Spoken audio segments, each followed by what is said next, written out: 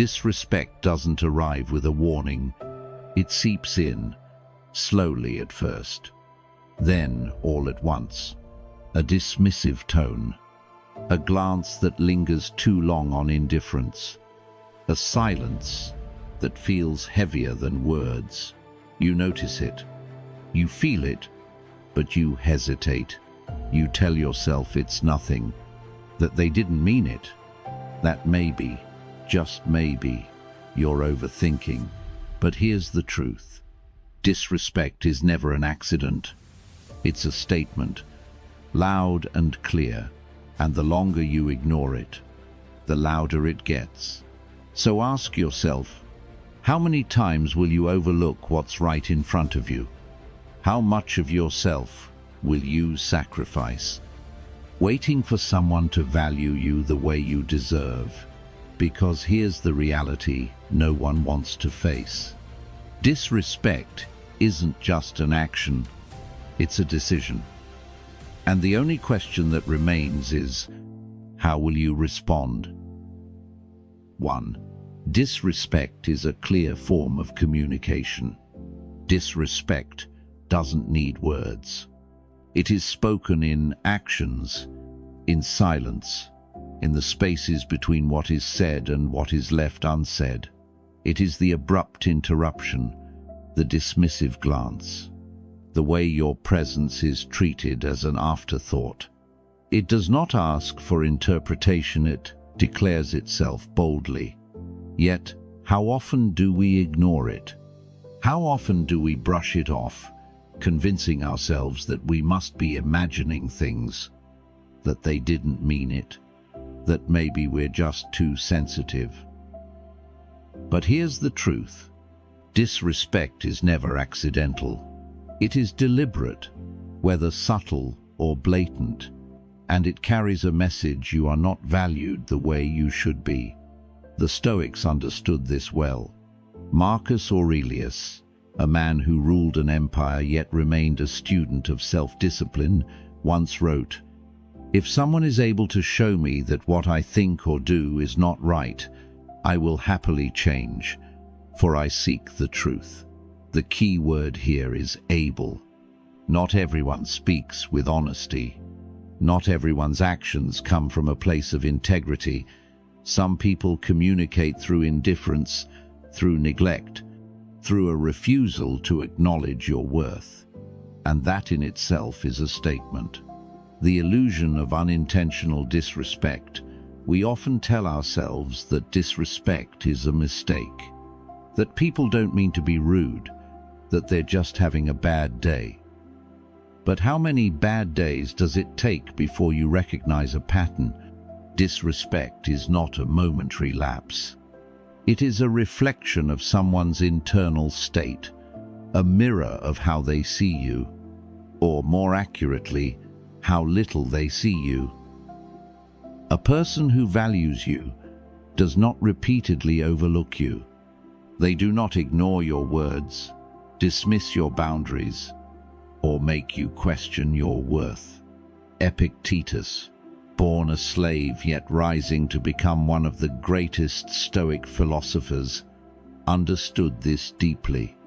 He taught that we should not concern ourselves with what is beyond our control, but rather focus on how we respond. If someone shows you disrespect, it is not your duty to fix them. It is your duty to decide what you will tolerate. Disrespect as a test of self-respect. When someone disrespects you, they are not just speaking about you, they are revealing themselves. A person who values themselves carries that same principle into how they treat others. Disrespect is often the mark of insecurity, a projection of their own inadequacies. The problem is, if you accept it, it begins to shape you. The more you allow it, the more you internalize it. This is why the Stoics emphasized self-respect as a foundation of strength. Seneca warned against giving our power away, advising that he who is insulted is the one who allows himself to be. What does that mean? It means the moment you accept someone's disregard as normal, you start to diminish yourself. You send a message not to them, but to yourself that you are willing to be overlooked, unheard, unseen. The only response that matters. So, what do you do faced with disrespect? Do you argue? Do you demand recognition? Do you explain why you deserve better? You remove yourself. The strongest response to disrespect is not a confrontation, it is a decision. A decision to walk away, to detach, to no longer grant your presence to those who do not recognize its value. If someone has to be convinced to respect you, they never truly did. 2. Disrespect reflects them, not you. When someone treats you with disrespect, it is not a measurement of your worth, but a revelation of theirs.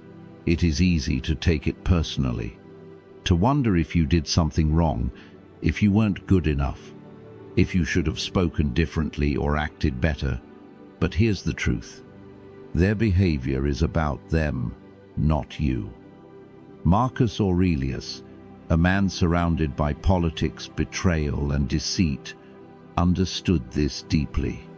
He wrote, "You have power over your mind, not outside events. Realize this, and you will find strength." What does that mean?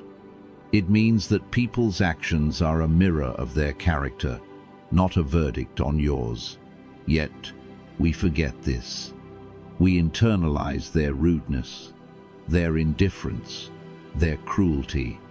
We let their disrespect shape our self-perception, as if their failure to recognize our value somehow diminishes it. But a diamond does not lose its worth because someone refuses to see its brilliance. The value remains, whether they acknowledge it or not. Disrespect as a reflection of internal chaos. Imagine a stormy sea, violent waves crashing against the shore. Unpredictable and uncontrollable. Now imagine a still lake, calm and unwavering, reflecting everything above it with perfect clarity. Which one do you think represents a person in control of themselves? Disrespect is often the result of an unsettled mind, an insecure soul, a person battling their own demons. People who lack self-respect struggle to offer it to others. They belittle, manipulate, and degrade not because you deserve it, but because that is the only language they know. The turbulence inside them spills outward.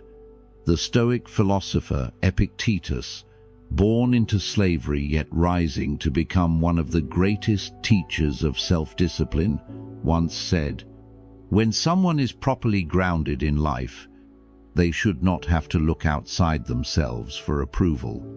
The same applies to disrespect. A person who is truly secure does not seek to diminish others. The trap of seeking validation. Disrespect stings because we crave acknowledgement. We want to be seen, to be valued, to be treated with fairness.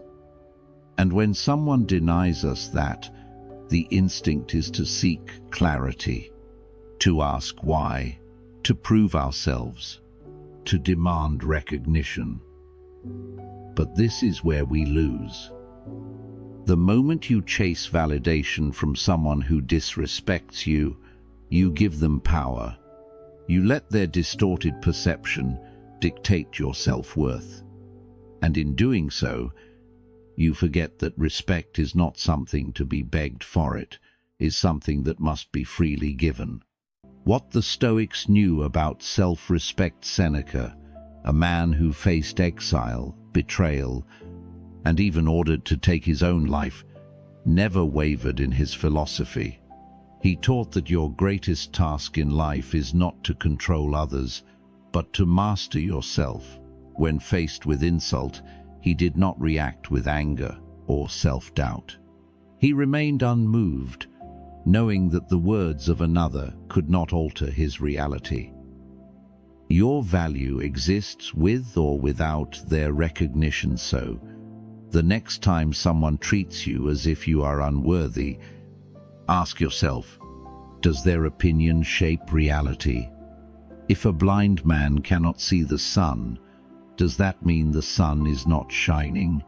Your worth is not up for debate. It is not something that wavers in the hands of another. It stands unshaken, whether they choose to acknowledge it or not. 3. Learning to recognize and accept disrespect. Disrespect is rarely a single event. It's a pattern, a slow erosion of dignity that happens over time, a missed apology, a dismissive glance, a conversation where your words are treated as background noise. It begins subtly, almost imperceptibly, but grows stronger with each act of disregard. The question isn't whether disrespect existed, does. The real question is, will you see it for what it is? Will you accept it for what it means? Recognizing the pattern, most people don't disrespect you outright, not at first. They test the limits, a joke at your expense, a broken promise excused as forgetfulness, a delay in response that turns into complete indifference. At first, you rationalize it. They're busy. They didn't mean it. Maybe you're overreacting. But when something keeps happening, it is no longer a mistake, it is a message. A person who values you does not make you question your worth. A person who respects you does not make you doubt whether you deserve to be heard, seen, or acknowledged. Marcus Aurelius, one of history's most powerful rulers, understood this deeply. He wrote, "The soul becomes dyed with the color of its thoughts." In other words, what you tolerate, you internalize. The more you accept disrespect, the more you teach yourself that this is what you deserve. The resistance to acceptance. Why is it so hard to accept disrespect for what it is? Because acceptance means letting go. We hold on to the illusion that people will change, that if we explain ourselves better, set clearer expectations, or simply give more, the other person will finally see our value. But here's the truth. You cannot force someone to respect you. Epictetus, a former slave-turned-philosopher, offered a blunt but liberating perspective. If someone is not treating you with respect, it is because they do not see you as worthy of it. Their opinion is their own, but your acceptance of it is your choice. This is what most people struggle with, not the disrespect itself, but the false hope that one day it will turn into respect. Acceptance as power. To accept disrespect does not mean to tolerate it. It means to stop denying its existence. It means to see a person's actions clearly, without illusions, without waiting for an apology that may never come. Seneca, a man who lived among emperors and betrayals, warned against seeking fairness where none exists. Expecting the world to be fair is like expecting a lion not to eat you because you didn't eat it first. Acceptance is not weakness. It is clarity. It allows you to stop wasting energy trying to fix what is already broken. It allows you to withdraw your presence from places where it is not valued, walking away without looking back. So what happens when you finally recognize and accept disrespect for what it is? You stop engaging. You stop explaining. You stop proving. You do what the Stoics did. You shift your focus to what you can control. Your own actions, your own standards, your own self-respect. And in doing so, you free yourself. If you choose to recognize disrespect and no longer tolerate it, you are making a statement not just to others, but to yourself. Declare it now. Comment below. I am someone who respects. Let it be a reminder of the standard you set for yourself and the respect you refuse to compromise. 4. How to respond to disrespect. Disrespect is a test not of your worth, but of your self-control. How you react to it defines whether you remain in power or surrender it. Most people respond to disrespect in one of two ways. They lash out, trying to force respect through anger, or they shrink, absorbing the insult in silence. Both reactions hand control to the other person through emotional chaos, the other through silent acceptance. But what if there was a third option? What if your response wasn't about them at all, but about you? The Stoic approach. Detachment over reaction. The greatest power lies in restraint. Marcus Aurelius ruled an empire filled with betrayal, yet he never let insults dictate his actions. He wrote, "You have power over your mind, not outside events. Realize this, and you will find strength." That is the essence of responding to disrespect, not letting it pull you into its storm. A person who disrespects you expects a reaction. They want you angry. They want you defensive. They want you to prove yourself. But the moment you rise to their bait, you give them what they seek: control over your emotions. Instead, do what the Stoics did. Observe, pause, detach. Let their words or actions expose them, not shake you. Walking away, strength, not weakness. Many mistake silence for surrender. But silence is only weakness when it comes from fear. When it comes from clarity, it is power. Epictetus, who endured slavery yet never let another man own his spirit, taught this well. If someone seeks to offend you, remember, they only succeed if you accept the insult. Walking away isn't giving up, it's refusing to engage in a battle that does not deserve your energy. You do not owe an explanation to those who refuse to see your worth. Setting boundaries without explanation. The most powerful response to disrespect is not anger or argument, its absence. A person who truly values you will not need reminders on how to treat you. A person who repeatedly disrespects you has already made their choice. The only question that remains is, will you stay to endure it, or will you leave and reclaim your dignity? Because in the end, the greatest lesson the Stoics taught us is this: you cannot control how others act, but you can always control how you respond. And sometimes, the best response is no response at all. 5. Disrespect as a catalyst for growth. Most people see disrespect as an insult, an injury to their dignity. But what if it was something else? What if, instead of breaking you, it revealed something you needed to see? Disrespect is uncomfortable. It shakes you, forces you to re-examine your place in the world. But discomfort is not always a curse. Sometimes, it is a teacher.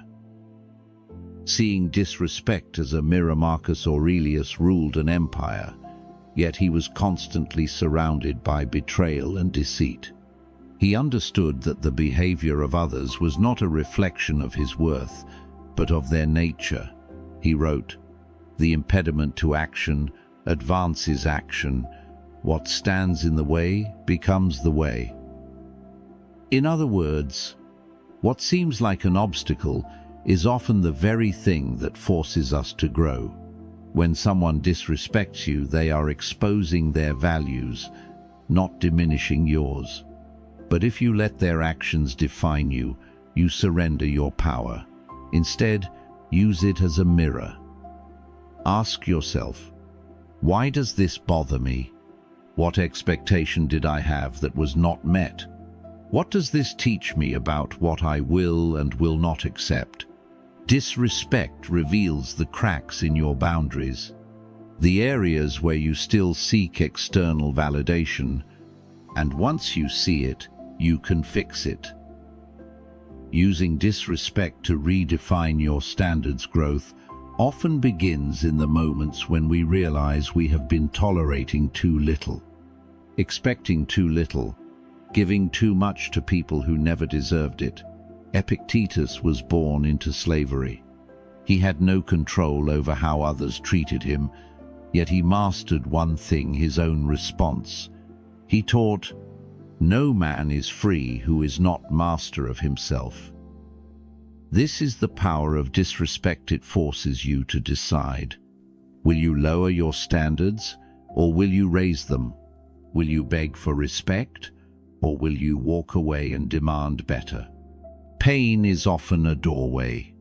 Disrespect pushes you through it. Letting go of the need for approval. One of the most freeing realizations is this: you do not need to be respected by everyone. Not all validation is worth chasing. Seneca, a man who faced exile and betrayal, understood this well. He wrote, "A gem cannot be polished without friction, nor a man perfected without trials." If disrespect has entered your life, perhaps it was placed there something to remind you that your worth is not dependent on others, to push you toward relationships where you are truly valued, to make you stronger than you were before, turning disrespect into power. So, instead of seeing disrespect as an attack, see it as a turning point. Let it sharpen your vision. Let it clarify what you stand for. Let it push you toward the person you were always meant to become, because in the end, the strongest people are not those who never face disrespect. They are the ones who used it to rise. 6. Forgiveness and self-liberation. There are wounds that words cannot heal, betrayals that time does not erase. Disrespect, when left unaddressed, becomes more than an external act. It seeps into the mind, planting seeds of resentment, pain, and self-doubt. You replay the moment, analyze every detail, wonder why they treated you that way, and without realizing it, you become shackled not by what they did, but by your inability to let it go. The weight of carrying resentment, holding on to anger, feels justified. It feels like control. You think, if I stay angry, if I refuse to forgive, I am protecting myself from ever being hurt again. But in truth, resentment is a heavy chain, and the only person it binds is you. Marcus Aurelius, a man who had every reason to resent those who betrayed him, wrote, "The best revenge is to be unlike the one who caused you harm." What does that mean? It means that freedom isn't found in revenge. It isn't found in proving yourself to those who disrespected you. It is found in release, in choosing not to let their actions define you.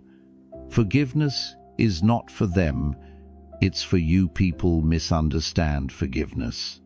They think it means excusing what happened, allowing the person back into their lives, or pretending it didn't hurt. But true forgiveness has nothing to do with the other person. It is about reclaiming your peace. Epictetus, who was once a slave, taught that the only true freedom is the mastery of your own mind. He understood that to remain bitter is to remain imprisoned by the past. Forgiveness does not mean reconciliation. It means looking at what happened, accepting that it cannot be undone, and refusing to let it take another moment of your energy. Letting go without losing yourself. So, how do you move forward? How do you forgive without feeling like you're betraying yourself? Acknowledge the pain, but don't let it own you. Pretending you're unaffected only prolongs the suffering. Feel it, understand it, then release it. Stop waiting for an apology. Some people will never admit their wrongs. Waiting for them to make amends only keeps you tied to their actions. Redefine what the experience taught you. The best lessons are often wrapped in pain. Instead of letting it make you bitter, let it make you wiser. Seneca wrote, "We suffer more in imagination than in reality." Most of the pain we carry exists in our minds, in the endless replaying of events that no longer exist. But the past has no power unless you keep breathing life into it.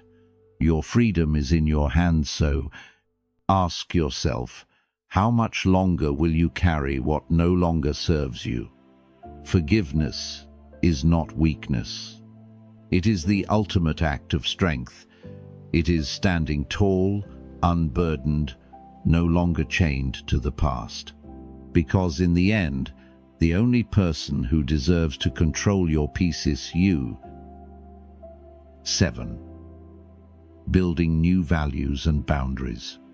Disrespect teaches you something powerful, what you will no longer accept. But knowing what you reject is only the first step. The real transformation begins when you decide what you stand for. Because here's the truth: your values shape your life. Your boundaries protect it. If you do not set them with intention, the world will set them for you. Defining your core values. What do you truly stand for? Not what you think you should value, not what others expect, but what is non-negotiable to you. Marcus Aurelius, a man who faced betrayal yet never lost his sense of self, wrote, "Waste no more time arguing what a good man should be. Be one." Values are not just words, they are choices. Every action you take is a declaration of what you truly believe. If you say you value respect but tolerate disrespect, your actions contradict your beliefs. If you say you value peace but engage in endless conflict, you are feeding the very chaos you claim to reject. So, ask yourself, what qualities do you refuse to compromise on? What kind of person do you want to be, even when no one is watching? Because when your values are clear, decisions become easy. Setting boundaries without guilt. A boundary is not a wallet, is a line that defines where your peace begins and where another's influence ends. It is not selfish. It is necessary. Epictetus, who endured slavery but never let another man own his mind, understood this well. He taught, "If you wish to improve, be content to be thought foolish and stupid." In other words, when you enforce boundaries, some people will resist. They will call you cold, distant, difficult. Because the ones who benefited from your lack of boundaries will be the first to question them. But here's what the Stoics knew: you are not responsible for how others react to your self-respect. A strong boundary sounds like, "I do not tolerate disrespect, so I will remove myself from those who show it. My time is valuable, so I choose who I give it to. I will not explain myself to those committed to misunderstanding me." Living by the standards you set it is not enough to define your values and boundaries. You must live by them. Seneca, who advised emperors and faced exile with unshaken dignity, wrote, "Associate with those who make you better, and welcome those whom you can better." This is the final step. Surround yourself with people who align with the values you hold. Walk away from environments that demand you shrink yourself, because your presence is a privilege, not an obligation. Reclaiming your power. So now, you stand at a crossroads. Do you continue seeking validation in places that drain you? Or do you step into the life you truly deserve, Disrespect taught you what you don't want. Now, it's time to define what you do. Because in the end, the strongest version of you is not the one who avoids pain, it's the one who refuses to compromise their worth. Disrespect is never just an accident, it is a message, a reflection of the other person, not of your worth. But how you respond, that defines you. You have a choice: to recognize it, to accept it, to walk away from it, and most importantly, to use it as fuel to build stronger values, unshakable boundaries, and a life where respect is non-negotiable. If this video resonated with you, leave a comment below. I am someone who respects. Let it be a declaration of your self-worth. Don't forget to like, share, and subscribe, because the more we spread these messages, the more people will learn to walk away from what no longer serves them. Until next time, stand strong, stay true, and never settle for less than the respect you deserve.